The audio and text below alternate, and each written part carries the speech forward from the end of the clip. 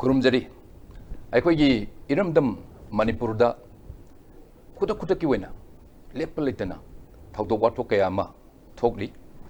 Harib थौदो वाथोक सिंगसी topic वैना अखोइना लौकचरगा मसी लमदम सिगी खंग हैरबा सकनायरबा panelist सिंग लोइना खनने नेजबा मदुगी ख्वाइदगी हना फरबा forum अमा discussion अवारना ओइदी ICB पुथोकचरिबा discussion our लेप लेतना मियंग ताबिरिबा ICB ब्यूरसिंग ngasisu khurumjabag loinena ngasigi lokachariba ngasigi thamjariba episode sida dum taram oksari hojik malem sinba tungna kinariba angko phangna masi lepalaitna sandoiba outbreak pandemic covid-19 hariba laina sigi maramda manipurda maruena angakpa development moina manipurgi frontline warriors singi hona zaman manipur lengamaki yamna section jaba kan namadugi thajaba punamaksi masi hona jamanna punbagi madugi sapoma piraba matungda manipurda tasengna confirm case wena leiramba case ani ngasidi pharaktana disaster tawbagi yumda leirapagi masigi yam nungai ba paw hoji ekoina tari sigi tanja si lauraga ekoina chowo hangma khoigi bipum kudimaki thamoida pungning da wakhlda hangdaba dinate will Manipur be free from covid-19 अखोना थमजरीबा ngasigi topic si Manipur si tasengna covid-19 outbreak sidagi अखोई free ओइबा ngamragadra masidagi अखोई tasengna lapthokpa leithokpa adu yaudaba si yaragadra haiba wapum sini masi yamna hena emergent roiba aduga khanadaba yadaba topic ama oiba adu ngasigi thamjeriba topic sigi yam maru wapum sing thambinabagi damak hojik अखोई studio da yamna saknairaba Jawaharlal Nehru Institute of Medical Sciences aduga Regional Institute of Medical Sciences animaki hojik medical superintendent oina thopubiriba aduga haibalina asi thengnabada choba involvement ma lowriba tasengna yamna saknairaba Dr. Nilengsin Medlebiri ahan basina aigi hek thangnaba aigi yet thangdo jin lesson beriba yamne kai khunajirba Professor Topam Rajan Singh Medical Superintendent Janims aduga aigi extreme right hojik lengsin beriba Professor CS Arun Kumar Singh Medical Superintendent RIMS Dr. Nibu taram nokchai hojik lakchani bu apumdi maruina Dr. Lengsin beriba yamne kai khunajiriba Professor Topam Rajan de laksage Dr. laksage tasengna ahan bakisi Janims tani aduna nojeri binu pimjama ma si aikoi confirm case wina hangaba matungda Janims ta ma admit tawre aduga magi treatment si piraga lai very fortunately hai bangang pimja si hojik ma free from danger haitar anaba sidagi hojik kan manga me haina yumda still home quarantine tawragadi leiragasu masi yam ngai ba pom dei masigi process of treatment haitare adugi sigi layang po challenges ngasai thengnariba doctor singna nurses singna frontline warriors singna thengnariba Janims ta leiriba infrastructures whatever aikoi thengnariba mayam to hanu ne kitang akoi ungtang isana personally in person wena lapiring eda doctor nazari kitang highlight to biya gadra tala hanu mukta da hana ISTB gi program si simbiriba organizer mayam bu thagatsari loinana program si yengbiriba mayam paramukta khurumjari covid-19 coronavirus disease asi अखोई पुन्ना थोंगनमिनब ताबनी कोविड-19 की sign symptom हाइबदी fever cough difficulty in respiration लेरबदी अखोई JNIMS hospital की flu clinic ते लापिदुना सियक तोकथोकपियु लोइनना अखोई की जेनिम्स हॉस्पिटल दा लेना आसी थेंगनबा इंफ्रास्ट्रक्चर मतिक चार लेजरे डायग्नोस तोनबा अमसुंग ट्रीटमेंट तोनबगी इंफ्रास्ट्रक्चर इन शॉर्ट खितंग थमजगे हारिबा लेना आसी अखोई एक फ्लू साइन सिम्टोम लेबा any individual flu symptom le khoi jenim ta lapi duna khoi flu clinic ta attend to biu hariba flu clinic ste attend to ga khoi hari sida khoi darka le badi khoi ma gi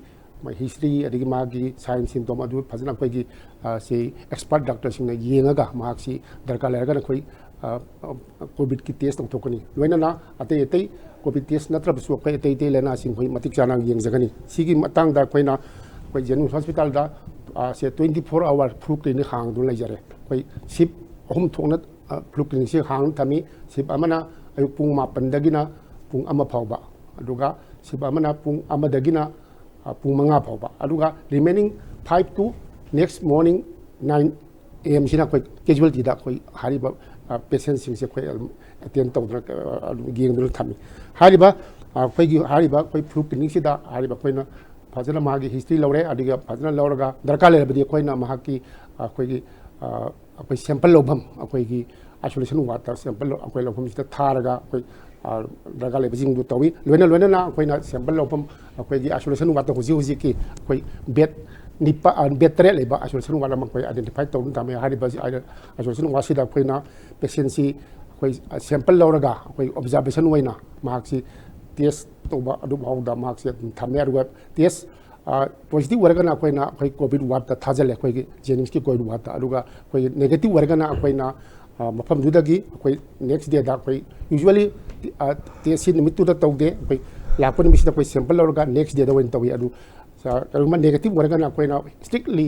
home quarantine ꯇꯧꯅꯕꯒꯤ ꯑꯗꯨꯒ ꯐꯖꯅ ꯑꯩꯈꯣꯏ quarantine centre ꯑꯃꯗ ꯑꯩꯈꯣꯏ ꯗꯔꯀꯥꯔ ꯂꯩꯔꯒꯅ ꯑꯩꯈꯣꯏ quarantine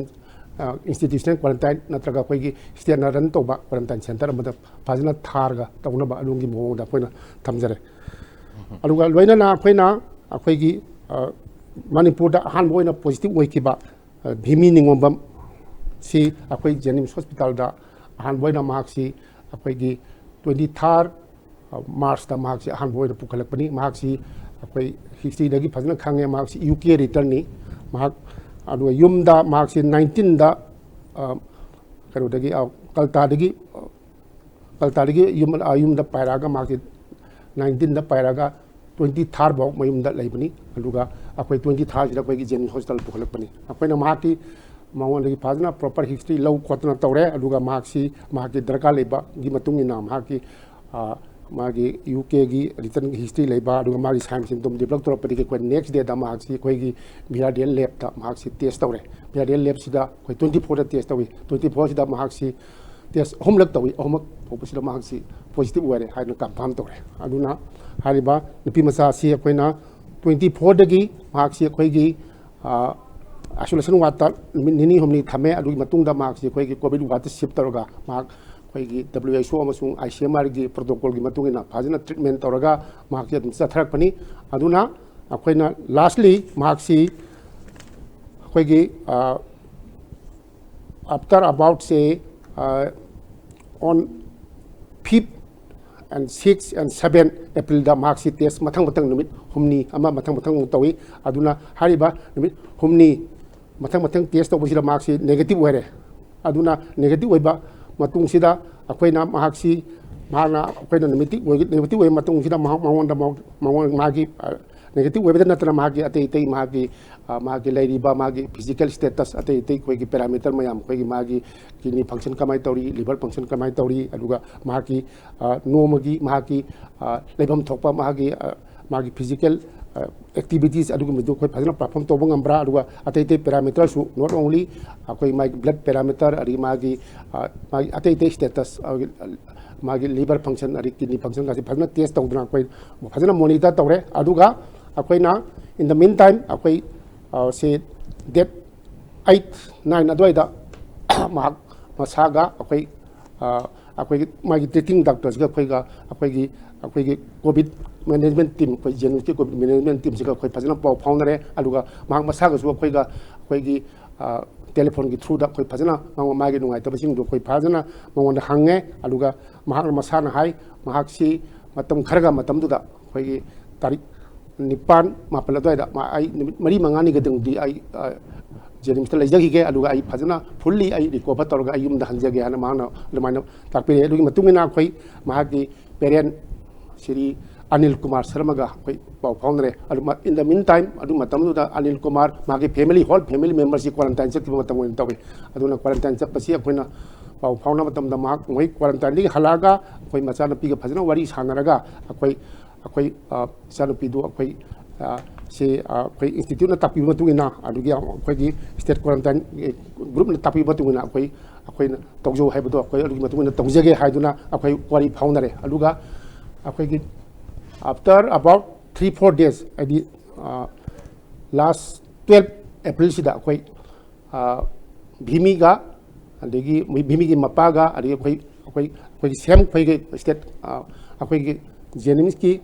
covid control team gi management team gi koi team jiga koi phajna pau foundere aduga bhimi gi mapajina hayeng 23 si ana 13 si koi मैते चेराव थोई अदुना मैते चेराव सिटी महाक मचानुपीसी फाजु फरबनिना युमदा यहनिंगी अदुमाइना हाइबदगी अखोइना खुदकता तारीख 23 की पुंग 13 स्वाइदा अखोइगी मोइगी फादर से कौरे अदुगा अखोइना अखोइगी जेनिम्स की कोविड कंट्रोल टीम की मैनेजमेंट टीम गा अदगी अखोइ स्टेट की अखोइगी स्टेट की क्वारंटाइन टीम स्टेट की अखोइगी covid control management team under leadership of से डॉक्टर के राजो डॉक्टर राजो की टीम सिगा अखोइ फाजना खानरगा महाकी से अखोइना अदु निमित्तुदा अखोइ तारीख 12 की पुंग अमा अदवाइदा अखोइगी विथ स्ट्रिक्ट अखोइगी instruction of 14 days home quarantine फजना पीरगा अखोइ महाक से अदुमाइना डिस्चार्ज तौगिबनी यम नोजी यामना मोटिवेटिंग सक्सेस स्टोरी हाइता मरुइना अखोइगी डॉक्टर सिंह सी मरुइन मसिंग यामजदरसु मोइगी एक्सपर्टीज इन टर्म्स ऑफ सेगी ट्रीटिंग अखोइगी पेशेंट सिंग गेंग पमतमदा अदुगा मोइगी कथोकपगी अदुगा होनबा कनबगी अदुगा थाजबगी पुनमक्सिगी माइपाकपगी वारीमा डॉक्टर स्माइल बिस याम सिनुआई लिमिगी केसमा अगेन अनदर केस अममु for the second time Manipur दा लाको मतमदनी सिनदमु मरुइना अखोइगी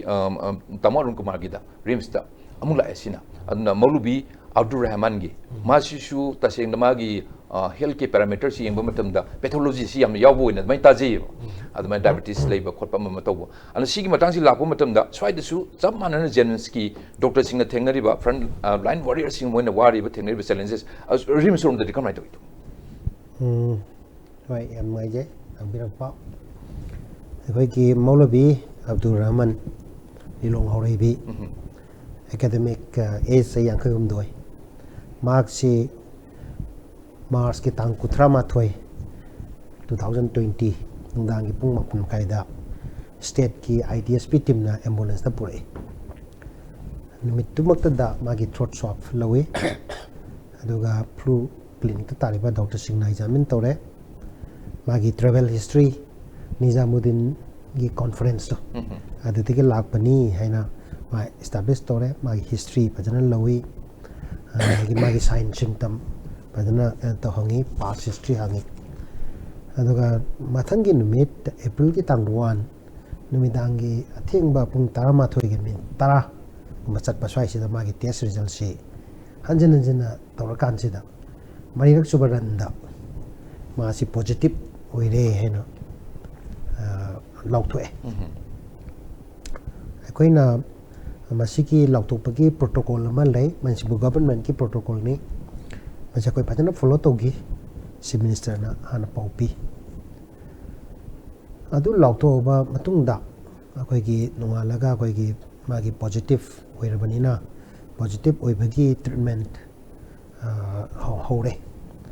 अखोइ एजिट्रल 500 मिलीग्राम ने हाइड्रोक्सीक्लोरोक्विन अखोइ मा थारे मागी डायबिटीज लेरमदु फने यामना वांग लेरमे मा 500 प्लस लेरमे मदु अखोइना मतमदु द माना सारकपसी ग्लूकोनोम G2 सारमी दा अखोइना हिदाक खर हापसिल्ले देकी इंजेक्शन लेंटस दम हापसिल्ली मतंग पुथरपुना तमना कुमदरपुना ngasi 240 फास्टिंग लै अदुगा पोस्ट प्रांडियल 254 लै अदुना होय कंट्रोल मक ती तो बातरी तो नियर कंट्रोल इदु लेरे 200 के मखादा पुथनिंग बने अदुगा कोई तम तमना पुथरकनी सडनली पुथरोय तम पुथरकनी अदु मार्क्सी कोई की लाइहो तोबा की हिस्ट्री अदुगा ए लिटिल माइल कफ की हिस्ट्री दी मा तांकुन गी दाइदा मार्क्स की तांकुन दाइदा लेरमे मार्क्सी मणिपुर दा थोलपसी मार्च की तांग 13 दनी 13 दा एयरपोर्ट की मागी मनीमता मना टैक्सी दा मागी मयुम बाउ थिल्ले मयुम लिलोंग हौरे बिदे थिल्ले मतुंग दा 13 दगी ना तांग कुन बाउसी मा लेरमदगी तांग कुन सिदा मा सि लेहुगा स्लाइड लोखुबा में यारोपदगी मसा सोंदर ए हैबदगी मा सि पीस हॉस्पिटल पुरम पाटसिदा डॉक्टर अयुबना चलाय फर्म हॉस्पिटल सिदा मा सि मिन चले मिनिनी चले इन्वेस्टिगेशन तौरे मा यूरिनरी ट्रैक इन्फेक्शन है डायग्नोस तौ तमदुदा अदुगा महाक्सी एक्सरे टेस्ट लौथोकरे टेस्ट तौबे अब तौरमे द एक्सरे द सुमा नॉर्मल ताई मतमदुगी तांग कुनिथोय द मा एक्सरे टेस्ट लौरमे नॉर्मल ताई माना अखोय द लाप मतमदा मागी चे सांग मयाम पुरगा लाई नुंदांगदु येंगे एग्जामिन तौए अदुबु कोविड पॉजिटिव ओइरबनिना मासी हलसु ओइरबनी ꯑꯗꯒꯤ ꯄ꯭ꯔꯤ ꯀꯣꯃꯣꯔꯕꯤꯗ ꯀꯟꯗꯤꯁꯟ ꯍꯥꯏꯕꯗꯤ ꯗꯥꯏꯕꯦꯇꯤꯁꯁꯨ ꯂꯩꯕ ꯀꯤꯗꯅꯤꯒꯤ ꯐꯪꯁꯟꯁꯤꯁꯨ ꯈꯔ ꯀꯝꯄ꯭ꯔꯣꯃꯥꯏꯖ ꯇꯧꯔꯝꯃꯦ ꯀ꯭ꯔꯦꯇꯤꯅꯤꯟꯁꯨ 2 mg/% ꯂꯩꯔꯝꯃꯦ ꯑꯗꯒꯤ ꯃꯥꯒꯤ ꯍꯥꯟꯅꯒꯤ ꯑꯔꯤꯕ ꯑꯩꯈꯣꯏ ꯂꯪꯁꯀꯤ ꯇ꯭ꯌꯨꯕꯔꯀꯨꯂꯣꯁꯤꯁꯁꯨ ꯂꯩꯔꯝꯃꯦ ꯑꯗꯨꯅ ꯄꯨꯝꯅꯃꯛꯁꯤ ꯂꯩꯔꯕꯅꯤꯅ ꯃꯥꯁꯤ ꯃꯤꯗꯧꯅꯗꯤ ꯌꯥꯝ ꯊꯨꯅ ꯐꯒꯠꯂꯛꯇ꯭ꯔꯦ ꯃꯥꯒꯤ ꯏꯝꯃ꯭ꯌꯨꯅꯤꯇꯤ ꯁꯤꯁꯇꯦꯝꯁꯤ ꯃꯥ ꯁꯣꯟꯕ ꯑꯗꯨꯒ ꯇꯞꯅ ꯆꯪꯉꯦ ꯃꯇꯝꯗꯤ ꯆꯪꯉꯦ ꯑꯗꯨꯕꯨ ꯑꯗꯨꯝ ꯐꯒꯠꯂꯛꯑꯦ ꯍꯥꯏꯕꯁꯤ ꯑꯩꯈꯣꯏꯅ ꯃꯥꯒꯤ ꯅꯣꯡꯃꯒꯤ ꯇꯦꯂꯤꯐꯣꯟꯗ ꯋꯥꯔꯤ ꯁꯥꯟꯅꯔꯤꯕ ꯃꯑꯣꯡ ꯃꯇꯧ ꯋꯥꯉꯥꯡ ꯁꯉꯥꯡ ꯑꯗꯒꯤ ꯆꯥꯕ ꯊꯛꯄ ꯆꯥꯕ ꯑꯗꯒꯤ ꯃꯥꯒꯤ ꯋꯥꯀꯤꯡ ꯆꯠꯄ ꯃꯨꯞꯃꯦꯟ ꯑꯗꯒꯤ ꯂꯥꯏ ꯈꯨꯔꯨꯝꯕ ꯈꯣꯠꯄ ꯃꯌꯥꯝꯁꯤꯗꯒꯤ ꯃꯁꯥ ꯅꯨꯡꯉꯥꯏꯔꯦ ꯍꯥꯏꯕꯁꯤ ꯑꯗꯨꯝ ꯈꯪꯉꯤ ꯑꯗꯨꯒ ꯗꯦꯂꯤ ꯔꯤꯄꯣꯔꯠ ꯑꯃ ꯑꯩꯈꯣꯏꯒꯤ ꯔꯦꯁꯤꯗꯦꯟꯠ ꯑꯣꯟ ꯗ꯭ꯌꯨꯇꯤ ꯃꯐꯝꯗꯨꯗ ꯇꯥꯔꯤꯕꯁꯤꯡꯁꯤꯅ ꯃꯥꯒꯤ ꯂꯧꯔꯛꯄ ꯍꯤꯁꯇ꯭ꯔꯤ ꯊꯥꯒꯠꯂꯛꯄ ꯐꯥꯏꯟꯗꯤꯡ ꯃꯌꯥꯝꯗꯨꯗꯒꯤ ꯑꯦꯁꯦꯁ ꯇꯧꯔꯀꯥꯟꯗ ꯃꯥꯁꯤ ꯐꯒꯠꯂꯛꯑꯦ ꯍꯥꯏꯕꯁꯤ ꯑꯗꯨꯝ ꯈꯪꯉꯤ ꯑꯗꯨꯅ ꯑꯩꯈꯣꯏꯅ ꯃꯥꯒꯤ ꯗꯦ 7ꯁꯤꯗ ꯍꯣꯁꯄꯤꯇꯥꯂꯥꯏꯖꯦꯁꯟꯒꯤ ꯗꯦ 7ꯗ ꯑꯩꯈꯣꯏꯅ ꯐꯨꯜ ꯇꯦꯁ ꯑꯃꯃꯨꯛ ꯍꯜꯂꯦ ꯑꯗꯨꯒ ꯀꯣꯚꯤꯗ ꯇꯦꯁ ꯑꯃꯨꯛ ꯇꯧꯋꯦ ꯃꯇꯝꯗ ꯄꯣꯖꯤꯇꯤꯚ ꯑꯣꯏ ꯍꯤꯗꯥꯛ ꯑꯗꯨꯝ ꯆꯠꯊꯩ ꯀꯔꯤ ꯇꯧꯒꯗꯒꯦ ꯑꯗꯨꯝ ꯆꯠꯊꯩ ꯗꯦ 14 ꯐꯥꯎ ꯌꯦꯡꯁꯦꯅ ꯗꯦ 14ꯗ ꯍꯥꯏꯗꯤ ꯑꯦꯄ꯭ꯔꯤꯜꯒꯤ ꯇꯥꯡ 12ꯗ ꯑꯃꯨꯛ ꯆꯞ ꯃꯥꯟꯅꯅ ꯑꯃꯨꯛ ꯔꯤꯄꯤꯠ ꯇꯧꯋꯦ ꯃꯗꯨꯗꯁꯨ ꯆꯞ ꯃꯥꯟꯅꯅ ꯃꯥ ꯄꯣꯖꯤꯇꯤꯚ ꯑꯣꯏ ꯃꯗꯨꯗꯗꯤ ꯄꯣꯖꯤꯇꯤꯚ ꯑꯣꯏꯔꯒꯁꯨ ꯃꯥꯒꯤ ꯚꯥꯏꯔꯦꯜ ꯀꯥꯎꯟꯠꯁꯤ ꯌꯥꯝ ꯍꯟꯊꯔꯦ ꯏꯟꯗꯥꯏꯔꯦꯛꯂꯤ ꯚꯥꯏꯔꯦꯜ ꯀꯥꯎꯟꯠꯁꯤ ꯌꯥꯝ ꯍꯟꯊꯔꯦ ꯑꯗꯨꯅ ꯌꯥꯝ ꯊꯨꯅ ꯅꯦꯒꯦꯇꯤꯚ ꯑꯣꯏꯒꯅꯤꯁꯦ ꯑꯩꯈꯣꯏ ꯑꯗꯨꯝ ꯑꯦꯛꯁꯄꯦꯛ ꯇꯧꯋꯤ ꯑꯗꯒꯤ ꯗꯦ 18 post operative sorry day 18 of admission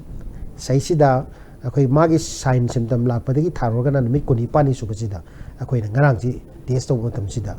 ꯑꯩꯈꯣꯏꯅ ꯌꯦꯡꯊꯣꯛꯁꯦ ꯍꯥꯏꯅ ꯑꯩꯈꯣꯏꯒꯤ क्वालिटी ꯑꯦꯁꯦꯁꯃꯦꯟꯒꯤ ꯑꯣꯏꯅ ꯑꯩꯈꯣꯏꯒꯤ ꯃꯣꯏꯗꯁꯨ ꯖꯦꯅꯤꯝꯁꯇꯁꯨ ꯇꯧꯕ ꯑꯩꯈꯣꯏꯗꯁꯨ ꯇꯧꯕ ꯀꯩꯅꯣꯅꯤꯀꯣ ꯏꯟꯗꯤꯄꯦꯟꯗꯦꯟꯅꯤ ꯑꯩꯈꯣꯏ ꯈꯪꯅꯗꯕꯤꯅꯤ ꯀꯣꯔꯗꯦꯠꯅꯤ ꯑꯩꯈꯣꯏꯒꯤ ꯑꯕꯗꯨꯜ ꯔꯍꯃꯟ ꯀꯥꯏꯅ ꯍꯥꯏꯔꯒ ꯊꯥꯕ ꯖꯥꯠ ꯅꯠꯇꯦ ꯀꯣꯔꯗꯦꯠꯅꯤ ꯑꯩꯈꯣꯏꯒꯤ ꯗꯣꯛꯇꯔ ꯁꯥꯍꯕ ꯈꯛꯇꯪꯗꯤ ꯈꯪꯉꯤ ꯗꯣꯛꯇꯔ ꯁꯥꯍꯕ ꯈꯛꯇꯪꯗꯤ ꯃꯃꯤꯡ ꯈꯪꯉꯤ ꯑꯗꯨꯒ ꯑꯇꯩꯗꯤ ꯈꯪꯉꯣꯏ ꯑꯗꯨꯒ ꯊꯥꯔꯀꯥꯟꯗ ꯖꯦꯅꯤꯝꯁꯇ ꯍꯥꯟꯅ ꯔꯤꯄꯣꯔꯠ ꯂꯥꯛꯑꯦ ꯔꯤꯄꯣꯔꯠ ꯅꯦꯒꯦꯇꯤꯚ ꯑꯣꯏꯕ ꯔꯤꯄꯣꯔꯠꯁ ꯂꯥꯛꯑꯦ ꯑꯩꯈꯣꯏꯒꯤꯅ ꯑꯩꯈꯣꯏꯗ ꯄꯣꯖꯤꯇꯤꯚ ꯑꯣꯏꯔꯝꯕꯗꯤ ꯀꯃꯥꯏꯅ ꯇꯧꯗꯒꯦ ꯀꯥꯏ ꯍꯥꯏꯐꯦꯠ ꯄꯥꯈꯠꯂꯤ ꯉꯥꯛꯇꯪꯗꯤ ꯑꯗꯨ ꯑꯩꯈꯣꯏꯗꯒꯤ ꯉꯥꯏꯍꯥꯛ ꯂꯩꯔꯒ ꯃꯤꯅꯤꯠ 30 ꯀꯨꯟꯃꯨꯛ ꯂꯩꯔꯀꯥꯟꯗ ꯔꯤꯄꯣꯔꯠ ꯂꯥꯛꯄ ꯃꯇꯝꯗ ꯑꯩꯈꯣꯏꯁꯤ ꯅꯦꯒꯦꯇꯤꯚ ꯑꯣꯏꯔꯝꯕꯁꯤꯗ ꯌꯥꯝꯅ ꯍꯔꯥꯎꯋꯦ ꯄꯨꯛꯅꯤꯡꯁꯦ ꯁꯗꯟꯂꯤ ꯀꯨꯆꯨꯒꯁꯦ ꯄꯨꯔꯥ ꯉꯧꯊꯣꯛꯄꯒꯤ ꯐꯤꯕꯝꯗ ꯂꯥꯛꯑꯦ ꯌꯥꯝ ꯍꯔꯥꯎꯋꯦꯕ ꯑꯩꯅ ꯀꯩꯅꯣꯗ ꯗꯥꯏꯔꯦꯛꯇꯔ ꯁꯥꯍꯦꯕꯇ ꯑꯩꯈꯣꯏꯒꯤ ꯗꯥꯛꯇꯔ ꯁꯥꯟꯇꯗ ꯍꯥꯏꯔꯦ ꯃꯥꯅ ꯆꯤꯐ ꯃꯤꯅꯤꯁꯇꯔꯗ ꯄꯥꯎ ꯄꯤꯔꯦ ꯃꯅꯤꯄꯨꯔ ꯒꯣꯔꯃꯦꯟꯒꯤ ꯄ꯭ꯔꯤꯟꯁꯤꯄꯥꯜ ꯁꯦꯀ꯭ꯔꯦꯇꯔꯤ ꯚꯤꯃꯥꯡꯗ ꯄꯥꯎ ꯄꯤ ꯍꯥꯏꯗꯤ ꯆꯤꯐ ꯃꯤꯅꯤꯁꯇꯔ ꯍꯥꯏꯔ ꯋꯥꯔꯤ ꯁꯥꯔ ꯃꯇꯨꯡꯗ ꯑꯩꯈꯣꯏꯅ ꯄ꯭ꯔꯦꯁ ꯀꯟꯐꯔꯦꯟꯁ ꯑꯃ ꯇꯧꯔꯒ ꯄꯨꯡ 9 ꯑꯗꯨꯋꯥꯏꯗ ꯑꯩꯈꯣꯏ ꯂꯥꯎꯊꯣꯛꯄꯅꯤ ꯉꯔꯥꯡꯁꯤ ꯃꯁꯤꯅꯤ ꯅꯨꯡꯉꯥꯏꯕ ꯄꯥꯎ ꯑꯗꯨꯕꯨ ꯑꯩꯈꯣꯏꯒꯤ WHO ꯒꯥꯏꯗꯂꯥꯏꯟ ICMR ꯒꯥꯏꯗꯂꯥꯏꯟꯗ ꯅꯦꯒꯦꯇꯤꯚ ꯑꯣꯏꯈ꯭ꯔꯕꯅꯤꯅ ꯑꯅꯗꯔ ꯇꯦꯁ ꯑꯃ ꯑꯥꯐꯇꯔ 24 hours ꯇꯧ ꯍꯥꯏꯕ ꯑꯃ ꯂꯩꯕꯅꯤꯅ ꯑꯩꯈꯣꯏ ꯉꯁꯤꯁꯤ ꯑꯩꯈꯣꯏ ꯇꯦꯁ ꯇꯧꯈꯤ ꯍꯧꯖꯤꯛ ꯔꯟ ꯇꯧꯔꯤ ꯅ꯭ꯌꯨꯀ꯭ꯂꯤꯛ ꯑꯦꯁꯤड RNA ꯑꯦꯛꯁꯇ꯭ꯔꯛꯁꯟ ꯍꯧꯖꯤꯛ ꯇꯧꯔꯤ ꯑꯗꯨ ꯑꯗꯨꯝ RT-PCR ꯊꯥꯡꯒꯠꯂꯒ ꯑꯗꯨꯝ ꯈꯪꯒꯅꯤ ꯉꯁꯤ ꯑꯗꯨꯝ ꯈꯪꯒꯅꯤ ꯅꯨꯡꯗꯥꯡꯋꯥꯏꯔꯝꯗ ꯑꯗꯨ ꯁꯣꯏꯗꯅ ꯂꯥꯏꯕꯛ ꯐꯅꯦꯅ ꯐꯥꯎꯖꯔꯤꯅꯤ ꯃꯔꯝꯗꯤ ꯁꯣꯏꯗꯅ ꯅꯦꯒꯦꯇꯤꯚ ꯑꯣꯏꯕꯁꯨ ꯑꯣꯏꯕꯅ ꯑꯗꯨꯃꯥꯏꯅ ꯍꯥꯏꯖꯒꯦ ꯑꯩ ꯌꯥꯝ ꯅꯨꯡꯉꯥꯏꯖꯩ ꯍꯧꯖꯤꯛ ꯃꯔꯨꯑꯣꯏꯅ ꯔꯤꯝꯁꯀꯤ ꯁꯥꯏꯠꯇꯒꯤ ꯑꯗꯒꯤ ꯖꯦꯅꯤꯝꯁꯀꯤ ꯁꯥꯏꯠꯇꯒꯤ ꯄꯦꯁꯦꯟ ꯑꯅꯤꯁꯤ ꯑꯣꯜꯔꯦꯗꯤ ꯀꯟꯐꯥꯔꯝ ꯑꯣꯏꯔꯕ ꯄꯦꯁꯦꯟ ꯑꯅꯤꯁꯤ ꯌꯦꯡꯉꯛꯄ ꯃꯇꯝꯗ ꯚꯦꯔꯤ ꯁꯔꯄ꯭ꯔꯥꯏꯖꯤꯡꯂꯤ ꯃꯁꯤ ꯑꯩꯈꯣꯏꯅ ꯑꯣꯚꯔꯀꯝ ꯇꯧꯗꯅ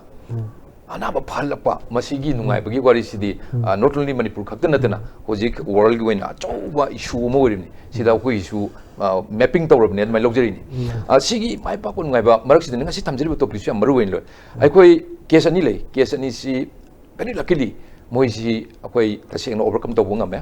ꯑꯗꯨꯒ ꯐꯍꯟꯕ ꯉꯝꯃꯦ ꯍꯥꯏꯕꯁꯤ ꯃꯥꯡꯗ ꯂꯩꯔꯀꯥꯟꯗ ꯃꯅꯤꯄꯨꯔꯁꯤ ꯇꯁꯦꯡꯅ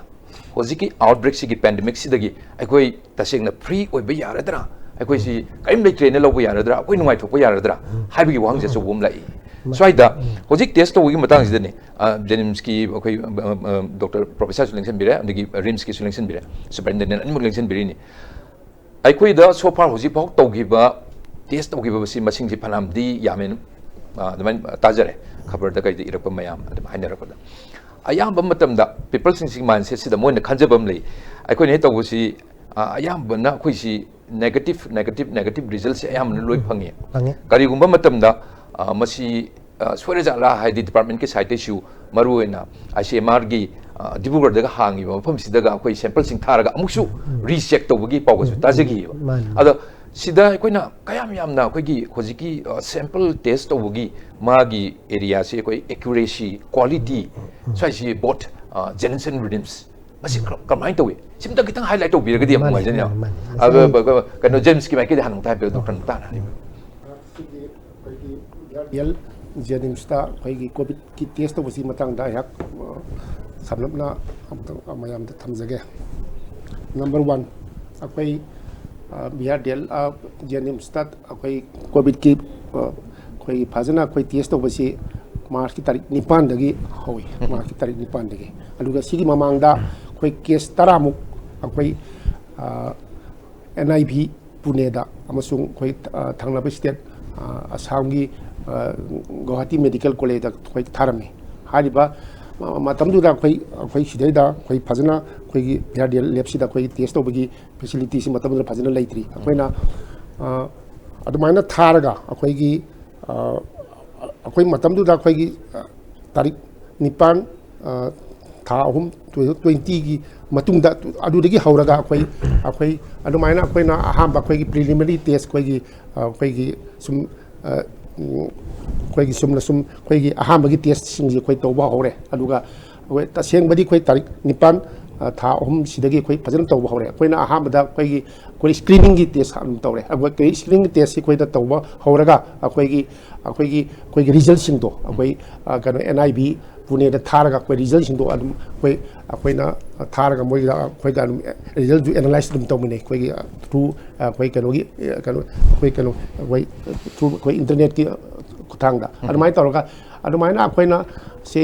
ꯋꯤꯛ ꯑꯃꯔꯣꯝ ꯑꯩꯈꯣꯏ ꯁꯤ ꯕꯤꯐꯣꯔ 8/3/2000 ꯁ꯭ꯋꯥꯏꯗ ꯑꯩꯈꯣꯏ ꯋꯤꯛ ꯑꯃꯔꯣꯝ ꯐꯖꯅ ꯑꯩꯈꯣꯏꯒꯤ ꯇꯦꯁꯁꯤꯗ ꯇꯧꯔꯒ ꯑꯩꯈꯣꯏꯒꯤ NIV ꯄꯨꯅꯦꯒ ꯑꯩꯈꯣꯏ ꯔꯤꯖꯜꯠꯁꯤꯡꯗꯣ ꯅꯩꯅꯔꯒ ꯑꯩꯈꯣꯏꯅ ꯔꯤꯖꯜꯠꯁꯤꯡꯗꯣ ꯃꯣꯏꯗ ꯊꯥꯔꯒ ꯅꯩꯅꯔꯦ꯫ ꯑꯗꯨꯒꯤ ꯃꯇꯨꯡꯗ ꯑꯩꯈꯣꯏꯅ ꯇꯥꯔꯤꯛ 9ꯗꯒꯤ ꯑꯩꯈꯣꯏ ꯁꯤꯗꯩꯗ ꯑꯩꯈꯣꯏꯒꯤ BRDL Jenningsꯁꯤꯁꯨ ꯑꯩꯈꯣই ꯇꯦꯁꯁꯤ ꯇꯧꯕ ꯌꯥꯔꯦ ꯍꯥꯏꯅ ꯃꯈꯣꯏꯅ ꯄꯔꯃꯤꯁꯟ ꯄꯤꯔꯛꯑꯦ꯫ ꯑꯩꯈꯣꯏ ꯊꯥꯔꯤꯕ ꯔꯤꯖꯜꯠꯇꯨꯒꯤ ꯃꯈꯣꯏꯅꯁꯨ ꯑꯦꯁꯦꯁ ꯇꯧꯔꯦ ꯑꯗꯨꯒ ꯅꯈꯣꯏ ꯇꯧꯕ ꯍꯧꯕ ꯌꯥꯔꯅꯤ ꯍꯥꯏꯅ ꯑꯩꯈꯣꯏ ꯑꯗꯨꯅ ꯇꯥꯔꯤꯛ 9 ꯊꯥ 3 2020ꯗꯒꯤꯅ ꯑꯩꯈꯣꯏ ꯉꯁꯤ ꯐꯥꯎꯗ ꯉꯔꯥꯡ ꯐꯥꯎ ꯇꯥꯔꯤꯛ 18/4/2020 ꯁꯤꯐꯥꯎꯗ ꯑꯩꯈꯣꯏ Jenningsꯀꯤ BRDL ꯂꯦꯕꯇ ꯇꯧꯕ ꯃꯁꯤꯡꯁꯤ 231 ꯁꯨꯔꯦ꯫ ꯑꯩꯈꯣꯏꯒꯤ ꯁꯦꯝꯄꯜꯁꯦ 231 ꯁꯦꯝꯄꯜꯁ ꯇꯧꯔꯦ 219 ꯑꯗꯨꯒ ꯃꯁꯤꯒꯤ ꯃꯅꯨꯡꯗ ꯑꯩꯈꯣꯏ 157 ꯑꯃꯅ ꯃꯅꯤꯄꯨꯔꯒꯤꯅꯤ ꯑꯗꯨꯒ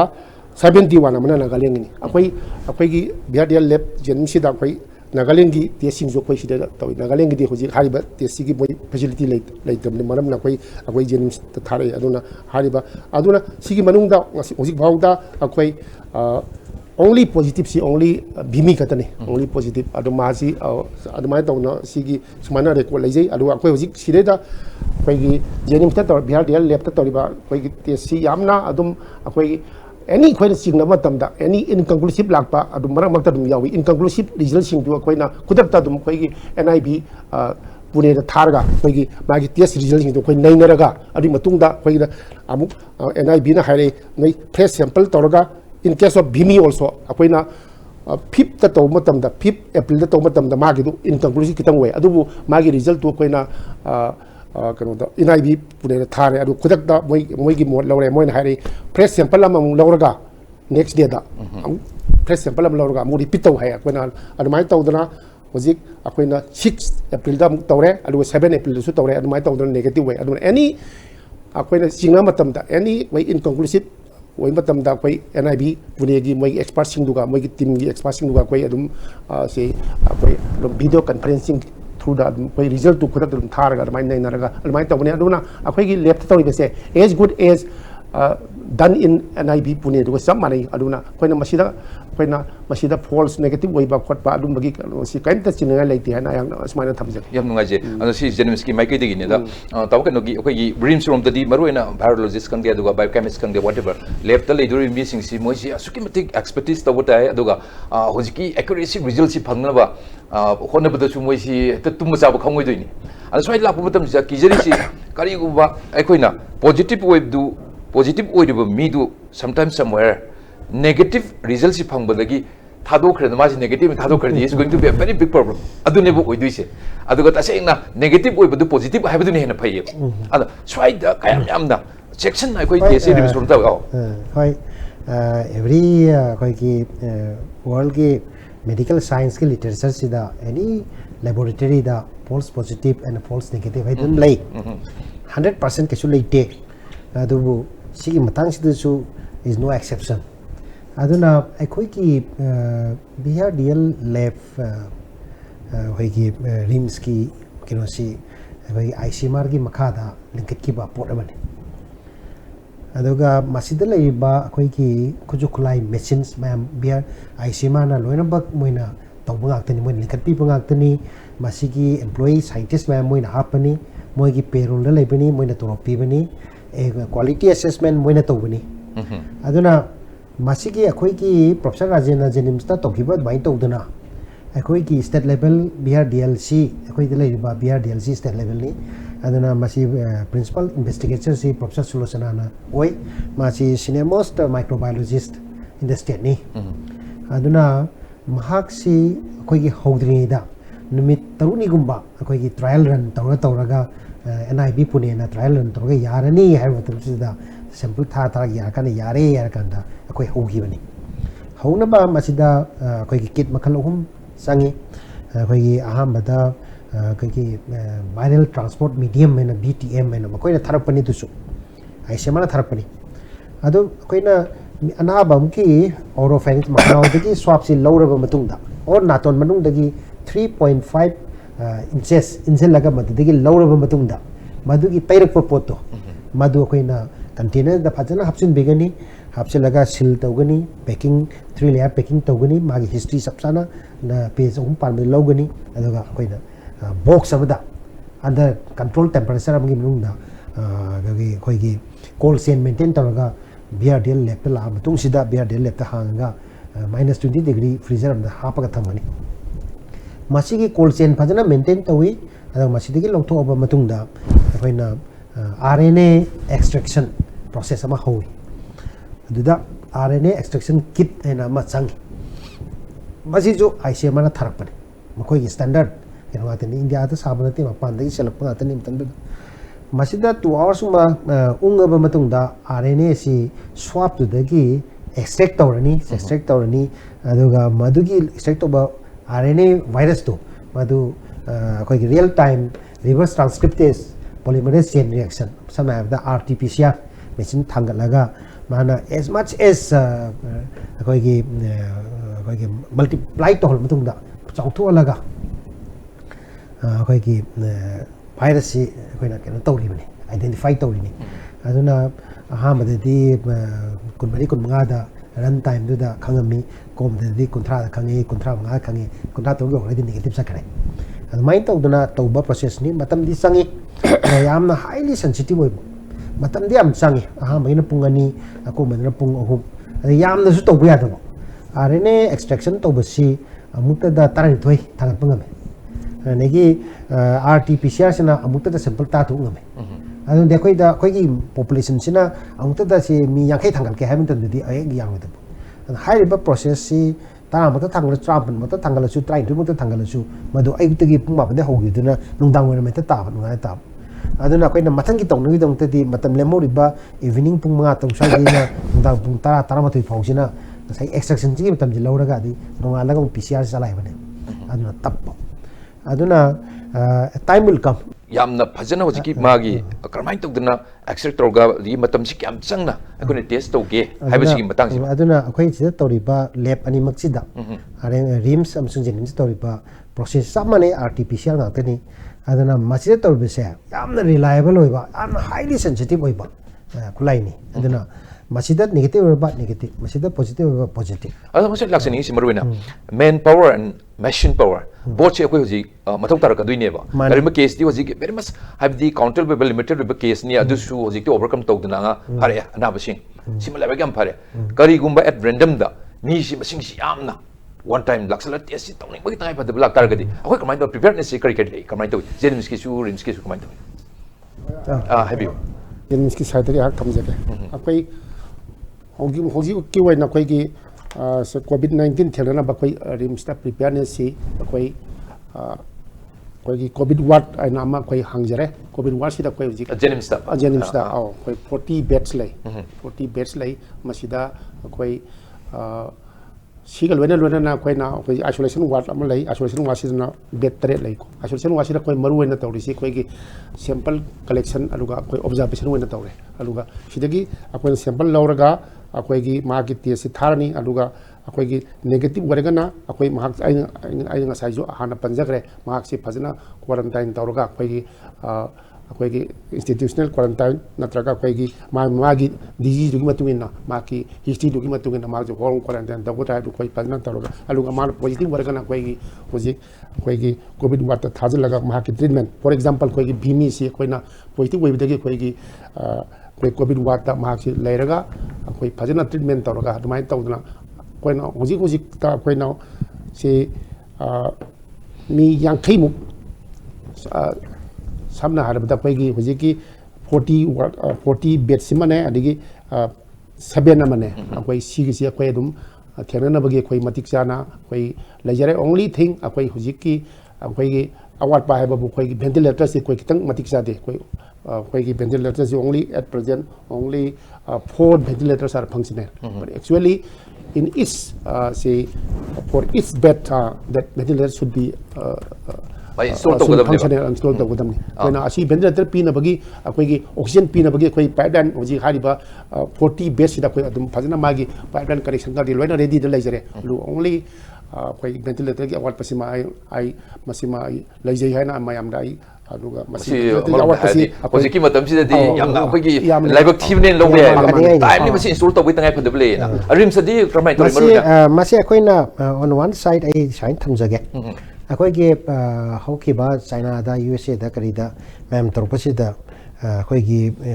करम टाइप ऑफ पेशेंट अखोई सदिसी very mild moderate and severe and kaidu aduna only severe and critical ill do adudi hardly 15% gumade oye maduni akoina ventilator da kaula kadu have the country ki reference lor kanda aduna chamana ba matamda tarama tang ventilator da kala kane ba aduna akoina kanunda khoi gi rims da akoina kamaina toge habeda khoi gi di betchi khitang matik chana lei rai tare jenim sikre hele aduga ventilator si su khoi gi di isolation ward ena asom nakana flu clinic leiba nakan du da leibu da khoina psychiatry ward si su beket toga khoina loksil labani khoi covid block a intermediary ward ena loksil madu da ventilator mari ma pajana oxygen di type to killer thamme fully functional ni ventilator ni rims ki na aduga som nakana covid block b si dana khoi gi taramanga khoi gi with full ventilators and ICU bed adugi dongta covid ki dongta ready to thamma bani adundi trama plus mari tarama pan ventilators si fully functional ki mathak si da khoi gi rims ki oiba masa gi hana gi patient lejab si ki tarama pan namga leiri masi hojik chalai ri anang ngasi makti patient yamna lehode mapan dege na lehode adu free the ventilator kra leiri we mapan season raga aremba tara ti free eventuality emergent oiba utilize tawi abagi leitong lesin som de thang dorok ba ai to bi ai once thang dorok ga manung de pusin bide yadre sumai to na lei aduga akoi yam kana manipur hujik phawda patient ji ani khatine khoi detect tori ba ani sei sida loina ba vimi na kitang science no yaw ga lai hoires akoi giduna rims ki na science nan thoidok na yaw dana lai adun di moi si mild and moderate ki type lai vimi na moderate ki type lai koi na mild ki type lai aduna patient ji masing yang khola ba in the situation where you kuntra tara kuntra sin ti ki jum la ba aduga sama sani la yoksala kan sida patient si definitely yamna serious we ba ICU care la pa soro nangam da so yaw kani maduguma yaw kum tan da di definitely ICU setting da ka lai adu ventilatory support da ka lai aduna akhoi gi lai ba hojiki lejari ba manpower akhoi gi lejari ba mi singi knowledge lejari ba anesthetist akhoi gi infrastructure man chana hojiki lai bi de cop up to ba thengna ba ngam gani akhoi gi determination will akhoi gi duty roster akhoi thengna ge na akhoi na covid warrior ina thole akhoi gi rims ki kamu jingsi na akhoi na ministry da packet ki basi 999 personnel lisum pekali ministry da rims ki wena who is actively involved in the front line the rims warrior haraga warrior masi loi yaure right from myself ko egon dagi hona akoi gi kwai dagi akoi gi housekeeping or sweeper biomedical waste management system loi yauraga akoi na 999 mo involved tawi yamna choba massive scale ni dagi akoi gi cook ꯑꯗꯒꯤ ꯑꯩꯈꯣꯏꯒꯤ dietitian diabetic diet prepare tꯧꯔꯤꯕ ꯑꯕꯗꯨꯔahmanꯒꯤ diabetic diet ꯇꯨ ꯁꯦꯝꯃꯤꯕ senior dietitian Shantibala ꯃꯥ ꯌꯥꯎꯏ ꯑꯗꯨꯃꯥꯏꯅ ꯇꯧꯗꯅ ꯑꯩꯈꯣꯏꯒꯤ ꯀꯤꯆꯟꯒꯤ ꯑꯥꯏꯇꯦꯝ ꯄꯥꯟꯅꯔꯤꯕ ꯃꯥꯔꯀꯦꯇꯤꯡ ꯇꯧꯔꯤꯕ ꯀꯔꯝꯕ ꯄꯤꯖꯒꯗꯒꯦ ꯀꯥꯏꯕ ꯃꯣꯏꯁꯨ ꯂꯣꯏ ꯌꯥꯎꯔꯒ ꯂꯣꯏꯅꯃꯛ ꯏꯟꯚꯣꯜቭ ꯇꯧꯔꯤꯅꯤ ꯏꯟꯅꯕ ꯈꯣꯠꯅꯕ ꯇꯥꯏꯃꯤꯡ ꯆꯞ ꯆꯥꯅ ꯁꯔꯞ ꯇꯧꯕ ꯂꯣꯏꯅꯃꯛ ꯌꯥꯎꯔꯒ ꯑꯩꯈꯣꯏꯅ ꯊꯥꯒꯠꯂꯤ ꯑꯗꯨꯅ ꯏꯠꯁ ꯑꯦ ꯃꯦꯁꯤꯚ ꯑꯦꯛꯁꯔꯁꯥꯏꯖꯅꯤ ꯃꯁꯤ ꯑꯃꯨꯛꯇ ꯊꯣꯛꯇ꯭ꯔꯤꯕ ꯑꯗꯨꯒ ꯃꯁꯤꯒꯤ ꯂꯥꯏꯅꯥꯁꯤ ꯑꯩꯈꯣꯏꯒꯤ ꯄꯨꯟꯁꯤꯗ ꯑꯃꯨꯛꯇꯐꯥꯎ ꯊꯦꯡꯅꯗ꯭ꯔꯤꯕ ꯑꯩꯅ ꯊꯕꯛ ꯇꯧꯖꯔꯛꯄꯁꯤ 1993ꯗꯒꯤ ꯃꯅꯤꯄꯨꯔ ꯒꯣꯔꯃꯦꯟꯗ ꯊꯕꯛ ꯇꯧꯔꯝꯃꯤ ꯔꯤꯝꯁꯇ 2002ꯗ ꯆꯪꯉꯤ ꯑꯗꯨꯅ ꯑꯁꯨꯛ ꯀꯨꯏꯅ ꯊꯕꯛ ꯇꯧꯔꯛꯄꯁꯤꯗ 39 years ꯊꯕꯛ ꯇꯧꯔꯛꯄꯁꯤꯗ ꯁꯤꯒꯤ ꯑꯅꯥꯕꯁꯤ ꯁꯨꯃꯥꯏꯅ ꯇꯧꯕ ꯑꯅꯥꯕꯁꯤ ꯑꯩ ꯊꯦꯡꯅꯔꯛꯇ꯭ꯔꯤ ꯑꯗꯨꯒ only when very recent literature ꯄꯥꯔꯨꯔꯀꯥꯟꯗ ꯈꯪꯉꯛꯄꯅꯤ ordinary ꯑꯩꯈꯣꯏꯅ ꯅꯤꯡꯊꯝꯊꯥꯒꯤ ꯃꯇꯝ ꯗꯤꯁꯦꯝꯕꯔꯒꯤ ꯃꯇꯝꯗ ꯂꯣꯛ ꯂꯥꯏꯍꯧꯒꯤ ꯁꯤꯖꯟꯁꯤꯗ ꯐ꯭ꯂꯨ ꯑꯦꯟ ꯐ꯭ꯂꯨ ꯂꯥꯏꯛ ꯂꯥꯛꯄꯗꯨꯗꯤ ꯅꯨꯃꯤꯠ 6ꯅꯤ 4ꯅꯤ 5ꯅꯤ ꯅꯥꯔꯒ ꯚꯥꯏꯔꯦꯜ ꯐꯤꯚꯔ ꯂꯥꯛꯄꯗꯨ ꯑꯗꯨꯝ ꯐꯈꯤ ꯑꯩ ꯏꯁꯥꯃꯛ ꯗꯦꯡꯒꯤ ꯅꯥꯒꯤ ꯗꯦꯜꯂꯤ ꯆꯠꯂꯨꯕꯗ ꯅꯨꯃꯤꯠ 9ꯅꯤ ꯌꯥꯝ ꯀꯟꯅ ꯅꯥꯏ ꯑꯩ ꯁꯤꯔꯣꯏꯗꯕꯤ ꯅꯤꯡꯉꯤ ꯑꯗꯨꯕꯨ ꯀꯣꯚꯤꯗꯁꯤꯗꯤ ꯁꯗꯟꯂꯤ ꯅꯨꯃꯤꯠ 5ꯅꯤ ꯃꯇꯨꯡꯗ 6ꯅꯤ 7ꯅꯤ ꯁꯨꯕꯗ ꯁꯠꯂ ꯁꯣꯔ ꯃꯦꯠꯇ ꯋꯥꯕ ICU ꯄꯨꯁꯤꯟꯕ ꯁꯤꯕ ꯑꯗꯨꯃꯥꯏꯅ ꯇꯧꯕ ꯑꯗꯨꯅ ꯃꯁꯤꯒꯤ ꯀꯩꯅꯣꯁꯤ ꯚꯥꯏꯔꯁꯁꯤ something is different ꯃꯥꯒꯤ ꯀꯦꯔꯦꯛꯇꯔꯤꯁꯇꯤꯛꯁ ꯃꯌꯥꯝꯁꯤ ꯀꯔꯤ ꯑꯣꯏꯔꯛꯀꯗꯣꯏꯅꯣ ꯍꯥꯏꯕ ꯉꯝꯗꯕ ꯌꯥꯝꯅ ꯑꯟꯁꯔꯇꯟ ꯑꯣꯏꯕ ꯃꯗꯨꯒꯤ ꯁ꯭ꯇꯦꯖ ꯑꯃꯗ ꯂꯩ ꯑꯗ ꯁ꯭ꯋꯥꯏꯗ ꯍꯧꯖꯤꯛ ꯇꯥꯃꯣꯁꯤ ꯇꯥꯛꯄꯤꯔꯣ ꯍꯧꯖꯤꯛ ꯑꯃꯨꯛ ꯖꯦꯅꯤꯝꯁꯇ ꯂꯥꯛꯆꯅꯤꯡꯉꯤꯁꯤ ꯁꯨꯄꯔꯤꯟꯇꯦꯟꯗꯦꯟꯠ ꯃꯐꯝ ꯍꯪꯖꯅꯤꯡꯉꯤꯁꯤ ꯃꯔꯨꯑꯣꯏꯅ ꯐꯣꯔ ꯏꯟꯁꯇꯦꯟꯁ ꯍꯧꯖꯤꯛ ꯁꯣꯝ ꯅꯥꯀꯟꯗꯗꯤ ꯀꯣꯚꯤꯗ ꯋꯥꯔꯤꯌꯔꯅ ꯔꯤꯝꯁꯀꯤꯗꯤ ꯊꯣꯜꯂꯦ ꯋꯥꯏ ꯅꯣꯠ ꯐ꯭ꯔꯟꯠ ꯂꯥꯏꯟꯗ ꯂꯩꯔꯤꯕ ꯃꯌꯥꯝ ꯊꯦꯡꯅꯒꯗꯧꯔꯤꯕ ꯗꯥꯏꯔꯦꯛꯂꯤ ꯐꯤꯖꯤꯀꯦꯜꯂꯤ ꯊꯦꯡꯅꯒꯗꯧꯔꯤꯕ ꯃꯌꯥꯝꯁꯦ ꯃꯣꯏꯁꯤ ꯃꯣꯏꯒꯤ ꯄ꯭ꯔꯣꯇꯦꯛꯁꯟꯁꯦ ꯏꯟ ꯇꯔꯝꯁ ꯑꯣꯐ ꯗꯤꯌꯔ ꯄ꯭ꯔꯣꯇꯦꯛꯁꯟ ꯍꯥꯏꯇꯥꯔꯦ ꯈꯨꯗꯝ ꯑꯣꯏꯅ ꯃꯣꯏꯒꯤ ꯀꯣꯗꯤꯡ ꯇꯧꯔꯤꯕ ꯗ꯭ꯔꯦꯁ ꯀꯣꯗ ꯍꯥꯏꯔꯁꯤ ꯃꯔꯨꯑꯣꯏꯅ PPE ꯍꯥꯏꯔꯁꯤ ꯑꯗꯒꯤ ꯃꯣꯏꯅ ꯆꯥꯕ ꯊꯛꯄꯒꯤ ꯋꯥꯠꯑꯦꯕ ꯃꯁꯤ ꯇꯧꯕ ꯃꯇꯝꯗ ꯁꯦ ꯏꯟꯗꯤꯌꯥꯗ ꯗꯦꯜꯂꯤꯗ ꯚꯦꯔꯤ ꯔꯤꯁꯦꯟꯠꯂꯤ ꯁꯥꯀꯦꯠꯇ ꯂꯩꯔꯤꯕ ꯑꯩꯈꯣꯏ ꯃꯦꯛꯁ ꯍꯣꯁꯄꯤꯇꯥꯜꯗ ꯃꯅꯤꯄꯨꯔꯒꯤ ꯅꯔꯁꯦꯁ ꯃꯌꯥꯝ ꯑꯃ ꯊꯕꯛ ꯇꯧꯖꯔꯤꯅꯤ ꯃꯣꯏ ꯀꯔꯤ ꯑꯍꯣꯕ ꯂꯩꯕꯗꯩꯅꯣ ꯀꯃꯥꯏꯅ ꯇꯧꯔꯤꯅꯣ ꯑꯗꯨ ꯀꯔꯤ ꯈꯨꯗꯣꯡ ꯆꯥꯕ ꯃꯌꯥꯝꯗꯣ ꯃꯣꯏ ꯐꯪꯍꯧꯗꯕꯗꯒꯤꯅꯣ ꯄꯣꯖꯤꯇꯤቭ ꯑꯣꯏꯔꯦ ꯌꯥꯝ ꯅꯨꯡꯉꯥꯏꯇꯕ ꯄꯥꯎꯅꯦꯕ ꯁꯤꯁꯦ ꯑꯗꯨꯅ ꯑꯩꯈꯣꯏꯒꯤ ꯁꯤꯗ ꯋꯥꯔꯤꯌꯔ ꯃꯌꯥꯝ ꯑꯃ ꯂꯩꯔꯤꯁꯦ ꯕꯣꯠ ꯖꯦꯅꯤꯝꯁ ꯑꯦꯟ ꯔꯤꯝꯁ ꯃꯣꯏꯗ ꯄꯤꯔꯤꯕ ꯄ꯭ꯔꯣꯚꯥꯏꯗ ꯇꯧꯔꯤꯕ ꯁꯦꯠꯅ ꯆꯥꯅꯕꯗꯒꯤ ꯄꯨꯝꯅꯃꯛꯁꯦ ꯀꯃꯥꯏꯅ ꯇꯧꯏ ꯀꯃꯥꯏꯅ ꯑꯦꯔꯦꯟꯖ ꯇꯧꯏ ꯀꯌꯥꯝ ꯌꯥꯝ ꯄ꯭ꯔꯣꯇꯦꯛꯇꯤꯚ ꯑꯣꯏꯔꯦ ꯃꯣꯏꯁꯦ ꯁꯤꯒꯤ ꯃꯇꯥꯡꯗ ꯑꯩꯈꯣꯏꯒꯤ ꯗꯣꯛꯇꯔꯁꯤꯡ ꯑꯃꯁꯨꯡ ꯍꯦꯜꯊ ꯀꯦꯌꯔ ꯋꯥꯔꯀꯔꯁꯤꯡꯒꯤ ꯃꯥꯒꯤ ꯄꯔꯁꯣꯅꯦꯜ ꯄ꯭ꯔꯣꯇꯦꯛꯁꯟ ꯏꯀ꯭ꯋꯤꯞꯃꯦꯟꯒꯤ ꯃꯇꯥꯡꯁꯤꯗ ꯖꯦꯅꯤꯝꯁꯀꯤ ꯑꯣꯏꯅ ꯑꯩꯈꯣꯏꯒꯤ ꯍꯧꯖꯤꯛꯀꯤ ꯑꯩꯈꯣꯏꯅ ꯆꯂꯥꯏꯔꯤꯕ ꯑꯃꯁꯨꯡ ꯑꯩꯈꯣꯏꯅ ꯍꯧꯖꯤꯛ ꯁ꯭ꯇꯦꯠ ꯒꯣꯔꯃꯦꯟꯗꯒꯤ ꯐꯪꯕ ꯁꯤꯒꯤ ꯃꯇꯥꯡꯗ ꯈꯤꯇꯪ ꯊꯝꯖꯒꯦ ꯑꯩꯈꯣꯏꯒꯤ PPEꯁꯤ ꯑꯩꯈꯣꯏ ꯍꯧꯖꯤꯛ ꯑꯩꯈꯣꯏ ꯖꯦꯅꯤꯝꯁꯀꯤ ꯑꯩꯈꯣꯏꯒꯤ ꯑꯦꯔꯤꯌꯥ 5-6 ꯁꯤꯒꯤ ꯑꯩꯈꯣꯏ ꯁꯦꯠꯑꯞ ꯇꯧꯕ ꯍꯣꯁꯄꯤꯇꯥꯜꯁꯤ ꯆꯂꯥꯏꯅꯕ ꯍꯣꯠꯅꯕꯗ ꯑꯩꯈꯣꯏ ꯅꯣꯡꯃꯗ 70 to 80 ꯒꯨꯝꯕ ꯗꯔꯀꯥꯔ ꯂꯩ ꯑꯗꯨꯒ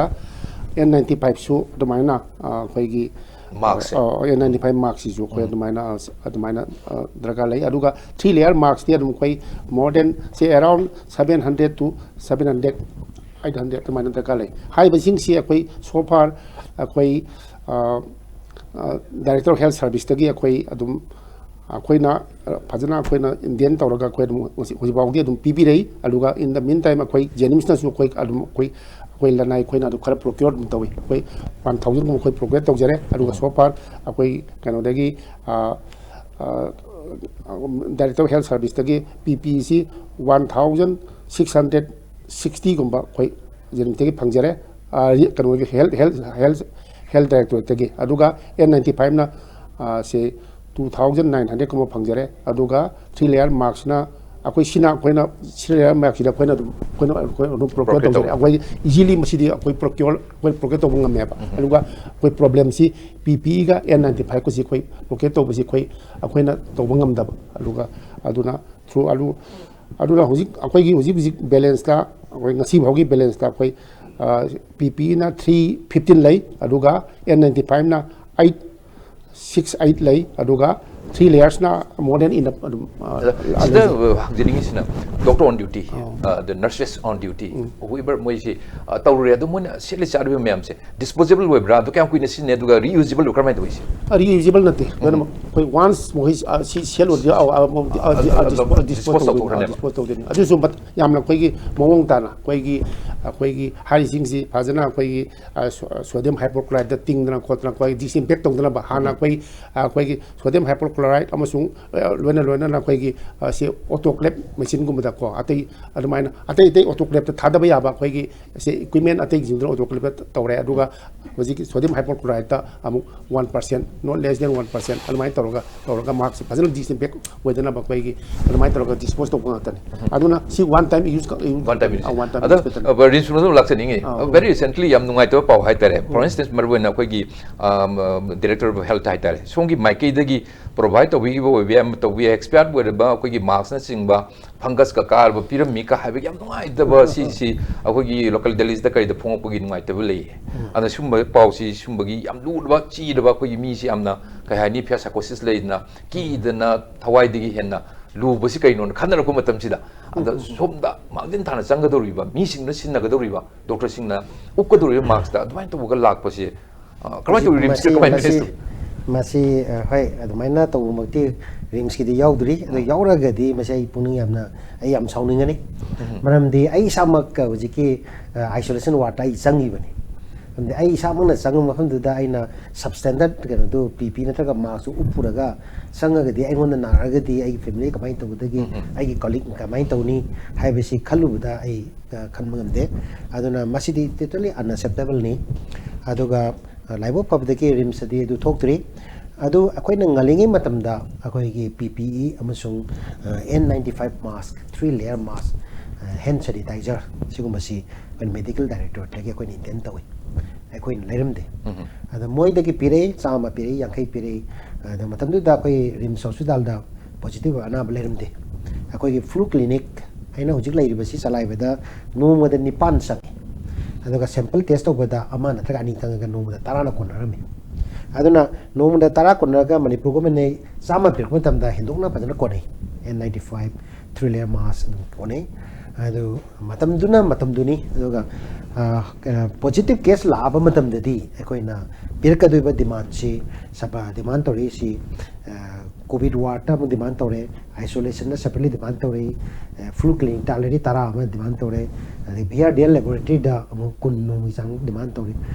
biochemistry lab da demand tore pathology da demand tore micro demand tore रेगा कोई की सफाई कर्मचारी हाउसकीपिंग डिमांड तोरी बायोमेडिकल वेस्ट मैनेजमेंट डिमांड तोरी ये एम्बुलेंस ड्राइवर थिलिबा ड्राइवर डिमांड तोरी अदुना सो मेनी डिमांड लापसिना नोमदा 50-60 की सांगदा अदुम सांगी मदा अकोई सु मतंग मतुंगिना अकोई प्रोक्रिएट तोबे आदि प्रोक्रिएट तोवी nga मत su अकोई 1000 लाई अकोई की केरो लाई अनोबा पाइपलाइन अकोई ना 5000 5,000 2,000 supply of the PP ki wani live pot si loina bakti lakri supply of the PP bedani supply of the lakri makoi na Hong Kong dagi Singapore dagi chengri yautri hen haiba poti yautri ba adu lei adu yautra ga su ngarang si pot 1000 khak yaure adu ga sama mana state medical director dagi akoi na Indian lowe state medical director dagi Indian loba si पोचे फै अखोई पक्तो येंगे अमदि अखोई न पक्तो येंगे अखोई की मी मनिन साबा quality assessment control committee नम लै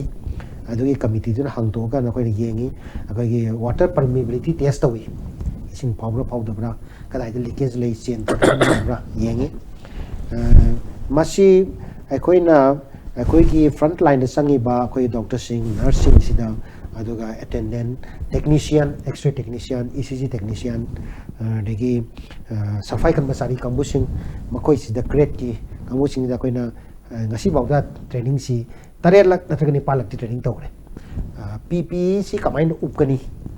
PPE si kamai tong lokthokani haiba training si BRDL kambu microbiology ke kambu na hanjin training tawrabani masi training tawbasida lokthokpasi yamna lui lokthokpasi yamna lui mapanda leiba पाइबा outside surface से अखोइना virus लोई यावे हैबगी वखंदा अखोइना खनगदोबनी मजे अखोइना लक्थोइना तो का लक्थोपसु याद्री अदगी PPC कमाई तो डिजाइन तो के लक्थोपदि याम नुंगाय हनगदोबगी मोंग डिजाइन तो अदुगुमबदिन अखोइना PP लौरसी खोय आम lapsi अखोइना reject तोगिबदु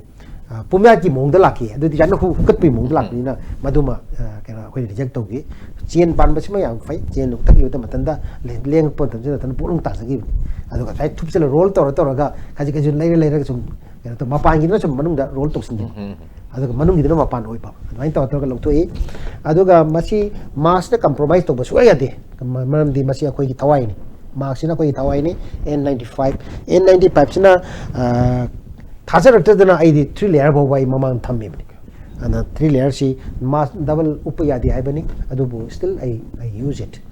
aduna 3 layers is also equally good as N95 and hainaribani aduna ngasai si uppaba matung sida aikoi Google sama uppkani Google supam tanda koi na anu pa koi di koi sor hondoi ba source ki ken sangraga koi mist kabni na ubade ka kalapani na adui mathak sida koi ki ibe manupim sabna presenter pa koi na su saba koi lanai ne sajabani koi face guard ina ma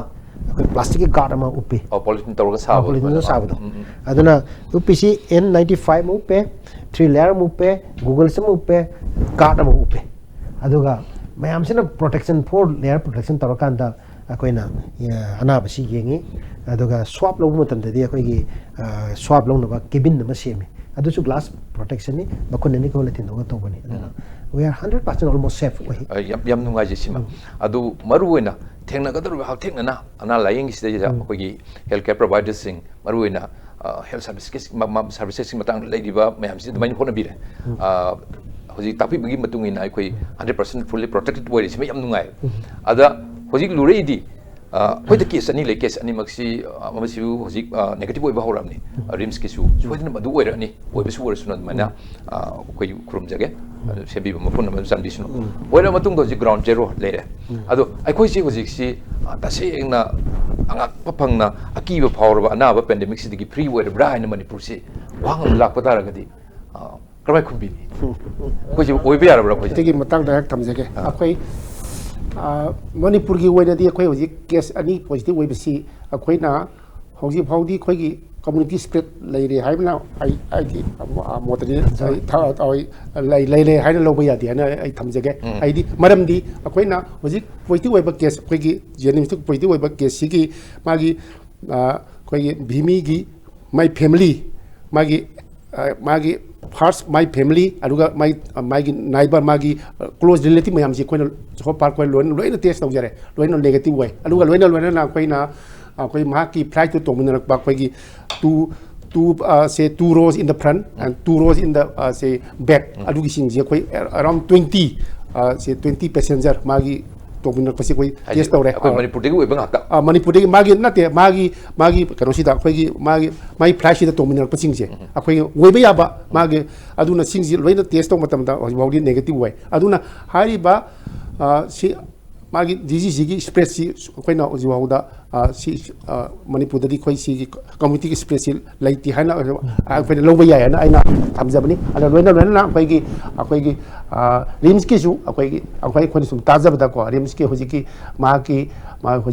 magi family ki team aduga magi hoji seminar ba koi gi Delhi da seminar ba koi gi magi lai no seminar ba mayam si koi akoi tajabda test to bala ayam bana loina negative way re haibagi report leibani na koi si community spread leite haina lo ba ya alubu akoi na India ki waina adu ate ite koi thangnani pe singda adu ki maru waina koi ki Maharashtra da amsung koi ki Delhi da laina si ki spread si ki koi aki phangne henkalak pasi ki maram sina leibani na akoi na laina si Manipur da koi ki spread later su koi yamna section bagi mathau tai habi sin yang thamjega loina na koi hojik prime minister na amsung koi ki state ki chief minister na koi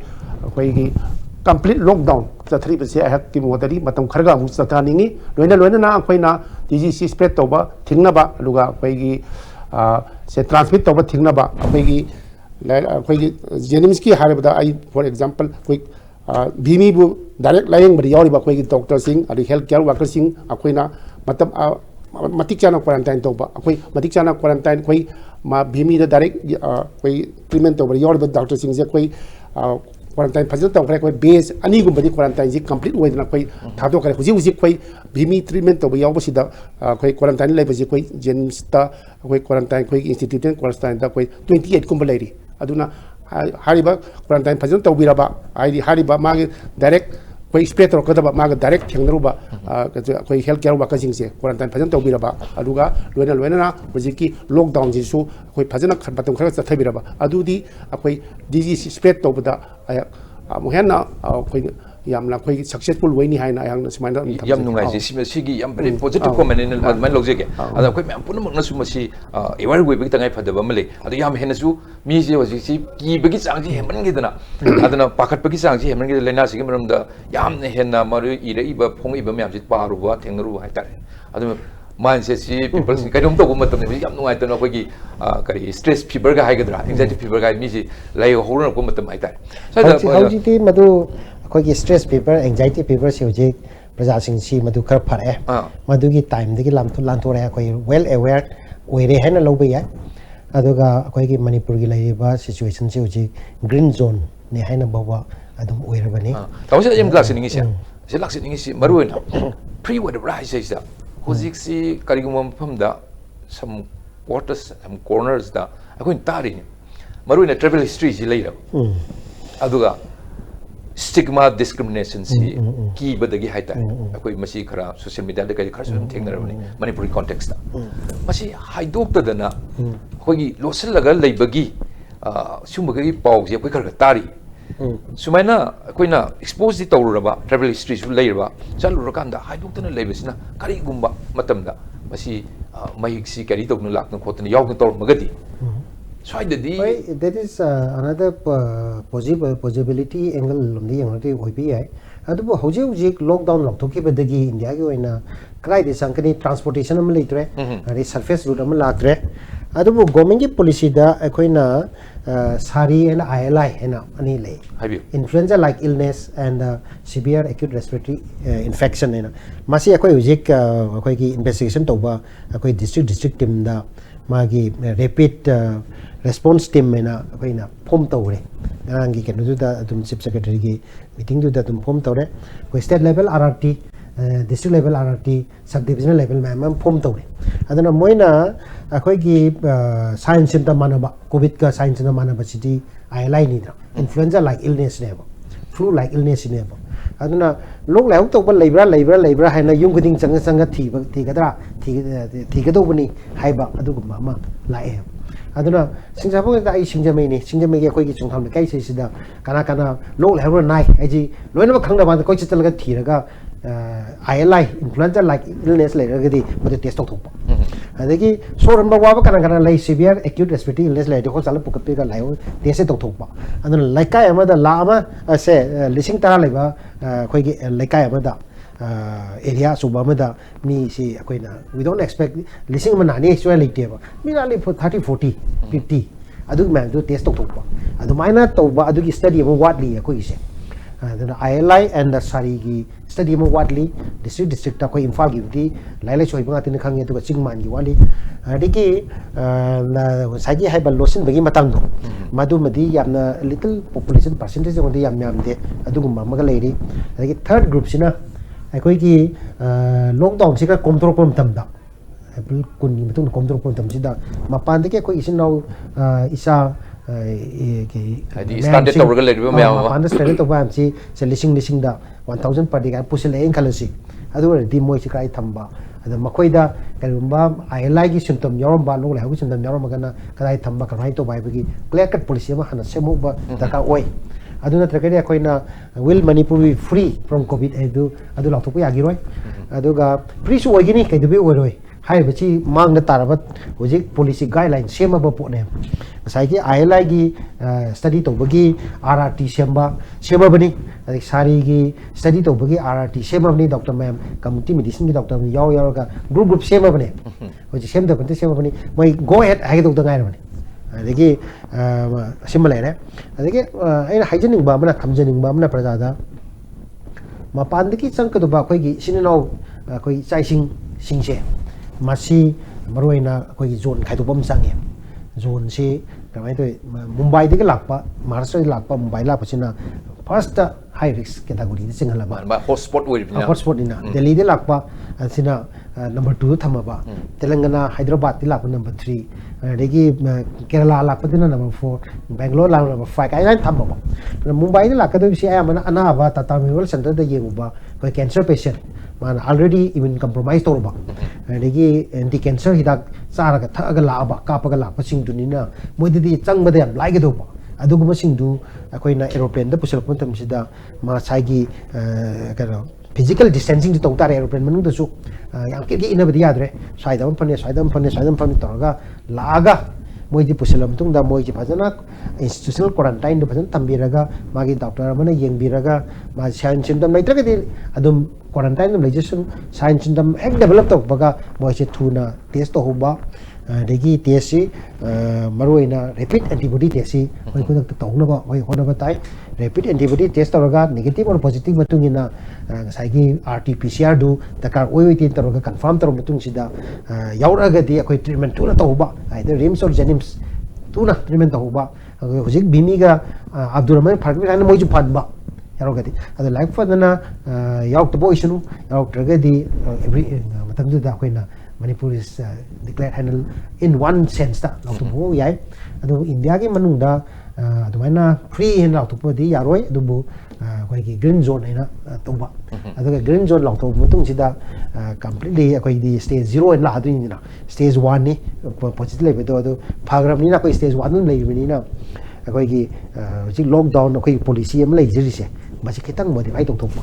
ꯑꯗꯒꯤ ꯂꯣꯛꯗꯥꯎꯟꯁꯦ ꯈꯔ ꯍꯟꯗꯣꯔꯛꯄ ꯑꯗꯒꯤ distancing ꯂꯥꯛꯄ physical ꯀꯟꯇꯦꯛꯁꯤ ꯁꯤꯗꯤ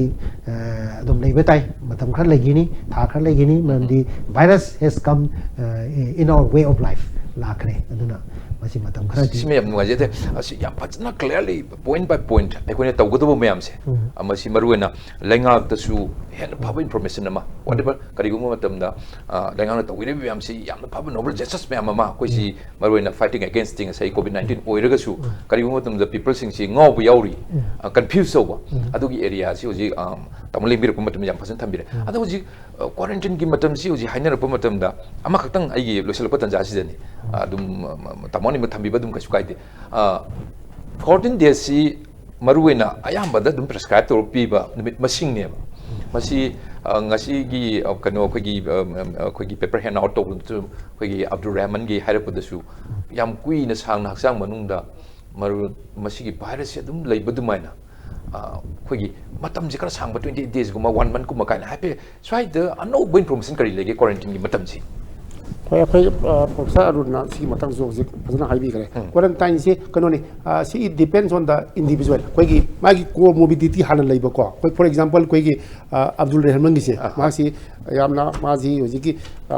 blood sugar जो हाइगतन वांगे को अदो मासी अतै तै लेना जो हाना लेजरे अदुना सिगुमसी अखोई खिदैदा लेना सी फाबदा मासी मतम खर संग बाई मसाला ताब फॉर अखोई की भीमी दी अखोई की नहाजु वरी को अदुना अदुमाइना से मी दा अखोई लेना सिगी भाइरस याम भेरी ट्रिकी अदु इवन अदु मंथ्स टुगेदर दुम लेरगा अदु मागी साइन तो फुदोक तब सुम लेबे या हेबा अदुना अखोइना हुजिक से अखोई फॉर एग्जांपल कोई की भीमी दा अखोइना तौरिबिसी अखोई जी मासी 14 days क्वारंटाइन अदुगा मा 14 days ट्रीटमेंट तौरे अदि अनदर 14 days अमु क्वारंटाइन अदु तौरे अदुगा मार्क्स अमु होम क्वारंटाइन तौरगा अदुगी at the end of the 14 day 15 mark अमु टेस्ट तौदोइनेबा अदु माइना अखोई इट डिपेंड्स ऑन द मी दा अदुम मागी हाना मसागी इम्यून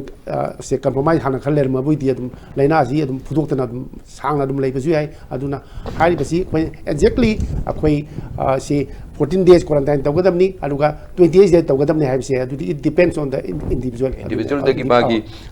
कई हानि ngसाइगी मागी इम्यून गी मागी कैपेबिलिटी लेवल सिम याम जो करिगुम तुम सिने ओखगी पीपल सिंग कटे यस यो मसी मतंग सिदा आइना सुमाइ थमजगे अखोइना क्वारंटाइन तो बजे करिगी दरकार होइनो क्वारंटाइन से कनाना कनाना सेमिनोइ छि मसी कोइ गाइडलाइन अमु कादा कोइ तौबनी अहमदा अखोइना ngali matam sida